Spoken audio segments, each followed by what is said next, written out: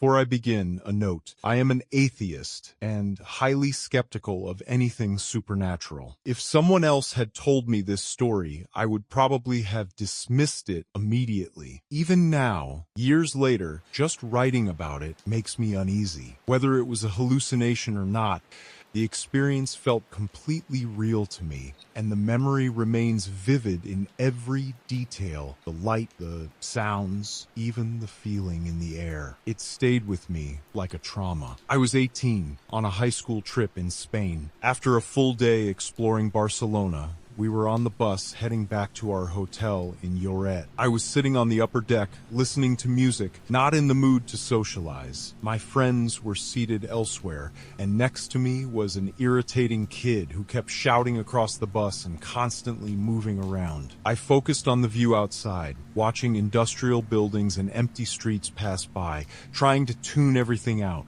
At one point, the kid accidentally elbowed me. I turned toward him to react, and in that moment, I noticed something move in my peripheral vision. Instantly, a wave of cold panic came over me. I stared straight ahead, hesitant to even look toward the window. I felt ridiculous for being afraid of something I hadn't even seen clearly. Finally, I forced myself to look outside. Nothing unusual, just warehouses and empty streets. Then the bus stopped at a red light. Again, I sensed movement at the edge of my vision. This time, encouraged by the fact that nothing had been there before, I turned to look directly, and I saw it. It wasn't something that vanished instantly. I was looking at it clearly for several seconds, maybe half a minute, until the light turned green and the bus began moving again. It was a shape unlike anything I had ever seen. The closest way I can describe it is like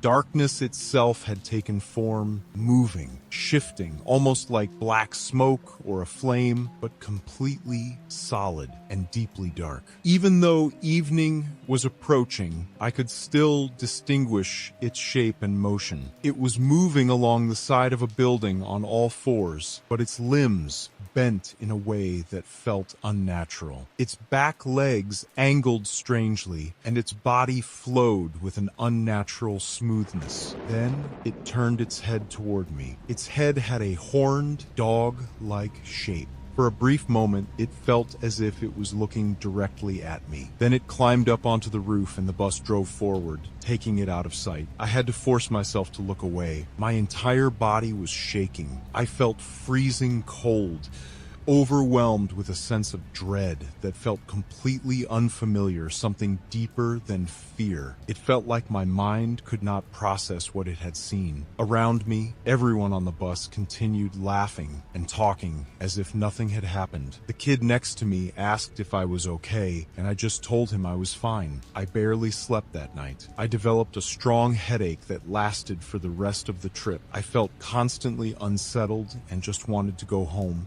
Since that day, I avoid checking my peripheral vision when I feel like something might be there. I would rather not know. I understand how unbelievable this sounds. I cannot explain it myself. Maybe it was a hallucination, maybe something else entirely. But whatever it was, the fear it caused was very real, and the memory has never left me. For reference, the closest visual comparison I've ever found is the creature design from the video game Prey. The way it moves, that shifting, flowing darkness, is strangely similar to what I saw. I've only told a few people about this before, and most dismissed it. That's fine. Whether real or imagined, the experience left a lasting impact on me, and in that sense, it was real enough.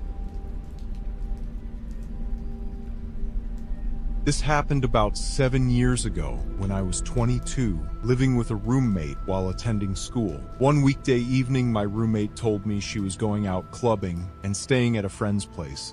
She invited me, but I decided to stay home, relax, watch some TV, and work on homework. Around 10 p.m., I drove to a nearby gas station to buy candy and energy drinks. I remember that day clearly. I had finished classes early, gotten my hair done, and felt confident and put together. Inside the store, I noticed 3 guys in their 20s lingering around.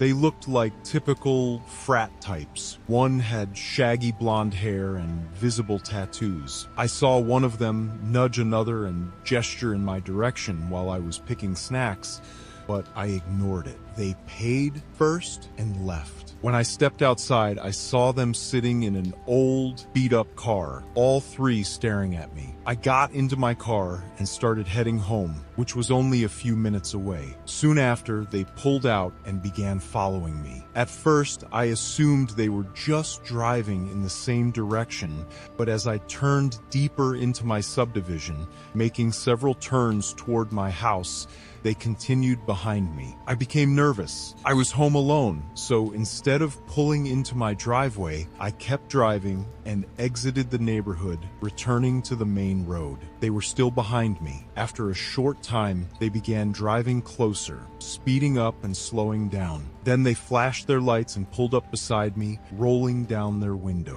For a moment, I wondered if something was wrong with my car, but when I looked over and saw them staring at me, smiling in a way that felt threatening, panic set in. We were now on a quieter stretch of road. Their car swerved dangerously close to mine, as if trying to push me off the road. My mind raced. I considered driving to the police station, but it was about 15 minutes away with many stoplights. I worried they might block my car before I could get there. Then I remembered my sister's house, about 15 minutes away in the opposite direction. My hands were shaking as I drove, trying to keep distance from them. I picked up my phone and called my sister. She answered after several rings. I immediately asked if her husband Josh was home. Josh is in the military and owns firearms.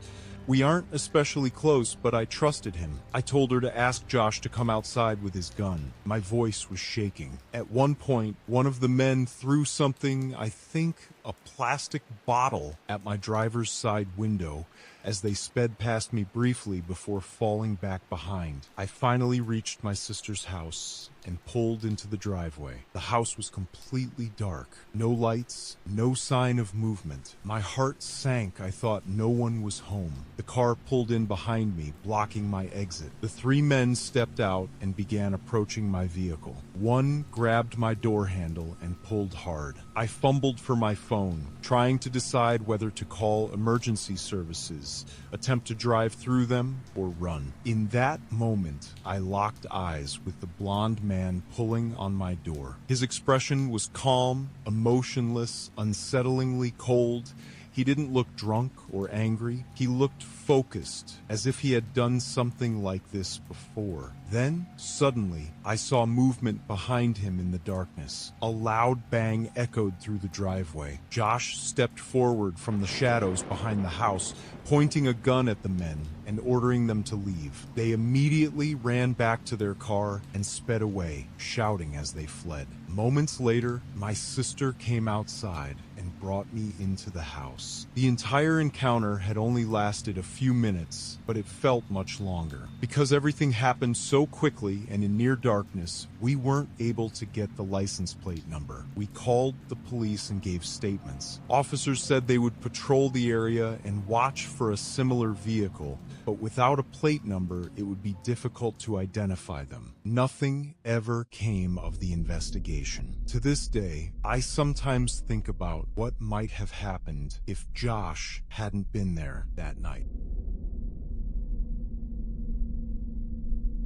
My father was an avid outdoorsman who spent much of the late 1980s hiking deep in the Colorado Rockies with his friends. Their trips often lasted a week or more, far from towns or any form of help. One summer, after several days on the trail, they set up camp in a narrow ravine within Pikes National Forest. The spot seemed sheltered and safe, protected by the surrounding terrain. Late that night, my dad woke up and stepped outside inside the tent to relieve himself. It was completely dark, the kind of darkness you only find far from civilization. As soon as he unzipped the tent and looked down, he froze. Standing just outside were a pair of pale, bare feet.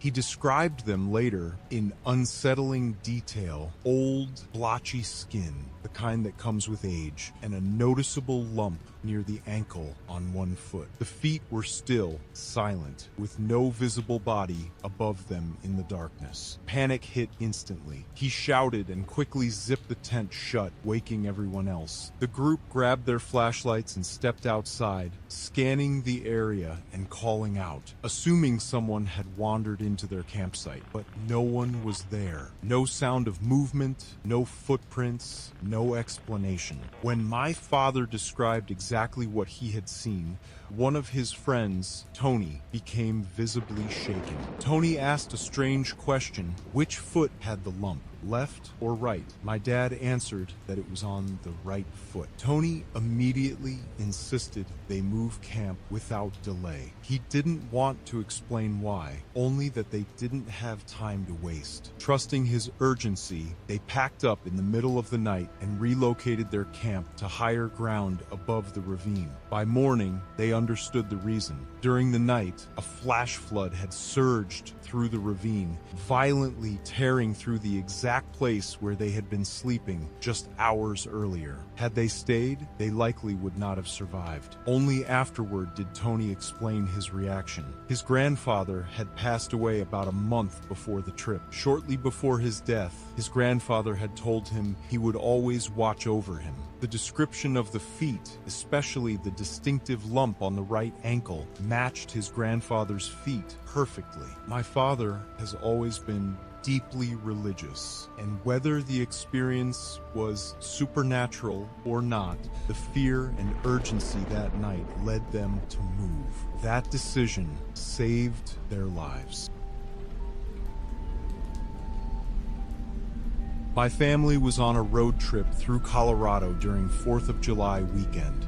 Night was coming fast, and every hotel was either fully booked or too expensive. With little money left, we had no choice but to look for a cheap motel. We finally found one with a glowing vacancy sign. The place looked completely empty, no lights, no cars. The moment we arrived, I felt something was wrong. My mom went inside to ask for a room. When she came back, she told my stepdad to drive away immediately. The motel owner had made her uneasy. The place was dirty, run down, and the man claimed the motel was full, saying he forgot to turn off the vacancy sign, even though it looked deserted. When my mom mentioned she had children, the man suddenly changed his attitude. He called a friend who owned another motel and specifically told him she has kids. The situation felt strange and unsettling, but we followed the directions anyway. The second motel looked even worse, darker, more isolated,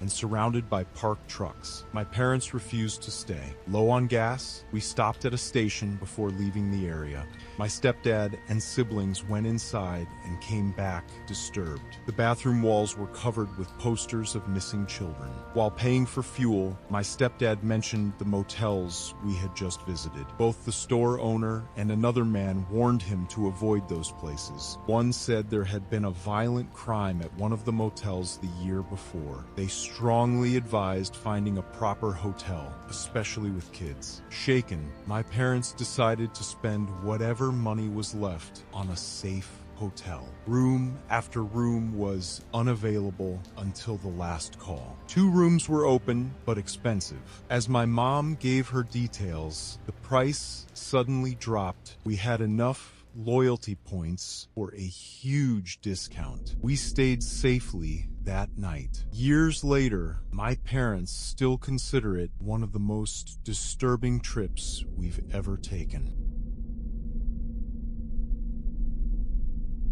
In my 20s, I went on many camping trips, but one night ended it for me. Around 2 a.m., while sleeping in a small tent high up in the mountains, loud banging noises suddenly woke us. It was completely dark except for faint moonlight showing through the thin tent walls. Then we realized what it was: bears. 3 of them were inside our campsite, only a few feet away. My friend and I stayed completely still, too scared to even move because the sleeping bags would make noise. The bears were grunting, throwing things around, and moving through our gear. Then one of them pressed against our tent. We could hear its rough fur scraping along the thin fabric. When I looked up, I could see the huge shape of the bear through the tent wall, inches away from us. The only thing separating us from 3 massive bears was a thin sheet of plastic. It felt endless, but after about 30 minutes, they finally wandered off. The others rushed into our tent with a gun, and we stayed huddled together until sunrise. By morning, everything outside: bags, clothes, supplies, was torn apart and scattered everywhere. That was the last time I ever went camping. I was home alone for the weekend in high school, excited to finally have the house to myself. After a party the night before, I decided to drink again, watch a movie, and cook pasta. While singing and cooking, I heard a tapping sound. One of the metal blind chains on the glass door was swinging and hitting the glass. Then I noticed all the blind chains were moving, every single one. The tapping got louder. Nothing in the house was open. Then the DVD case on the TV cabinet slid off by itself. I panicked. A painting near the front door was tilted. I freaked out, ran outside, and stood there convinced the house was haunted. I realized I had left the stove on, so I forced myself back inside, turned it off, grabbed my phone, keys, and some beers, then left for the park. I barely remember the rest of the night. The next morning, I woke up in my bed. The pasta and fallen DVD case were still there. I was ready to tell my family the house was haunted until I checked Facebook. There had been a minor earthquake that night. It was the first earthquake I had ever experienced. Hungover, alone, and confused. It felt like pure horror.